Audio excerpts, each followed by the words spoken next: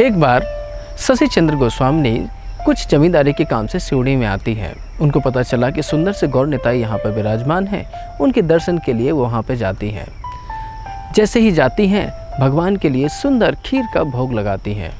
अगली रात्रि में गौर निताई उनके सपने में आते हैं और कहते हैं, माँ माँ तुम हमारे लिए रोज़ खीर बनाया करो।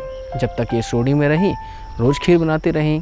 एक दिन इनको अपने गांव वापस जाना था। तभी रात्रि में गौर निताई में सपने में आए और कहते हैं, माँ तुम हमें छोड़ के मत जाना। अगर तुम चली गई तो हमारे लिए खीर कौन बनाएगा।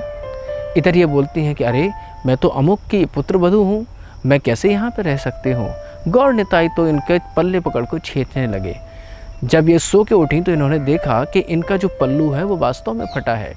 जब पुजारी जी बलराम दास बाबा जी महाराज ने मंदिर के पट खोले तो देखा चैतन्य महाप्रभु जो गौरांग महाप्रभु हैं, उनके हाथ में उनके पल्लू का एक टुकड़ा था।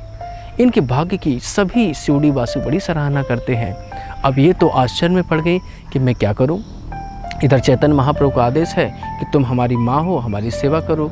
और ये एक पुत्रवधू हैं, ये तो विवाहिता स्त्री हैं, ये कैसे अपने परिवार का त्याग कर सकती हैं। बड़ी चिंता में हो गई। लेकिन तभी इन्होंने भगवान चैतन्य महाप्रभु नित्यानंद प्रभु की गौर निताई के विग्रह की सेवा के लिए अपने सारे संसार के बंधनों को त्याग दिया और वहीं सिवड़ी में रह कर के चैतन्य महाप्रभु और नित्यानंद प्रभु की सेवा करने लगे। पूरे गांव में हल्ला मच गया कि अरे 20 वर्षीय एक स्त्री बाबा जी के साथ में रहने लगी। जब इस प्रकार से कहा सुनी होने लगी तो बाबा जी ने इनसे कहा कि अब आपके लिए यहाँ रहना ठीक नहीं है। तभी ये विचार कर ही रही थी कि मैं कहाँ जाऊँ। रात्रि में गौर निताई ने इनको स्वप्न में कहा कि माँ तुम हमें लेकर के वृंदावन में चलो। ये मात्र 20 वर्ष की अवस्था में गौर निताई को अपने साथ में लेकर वृंदावन आ जाती हैं।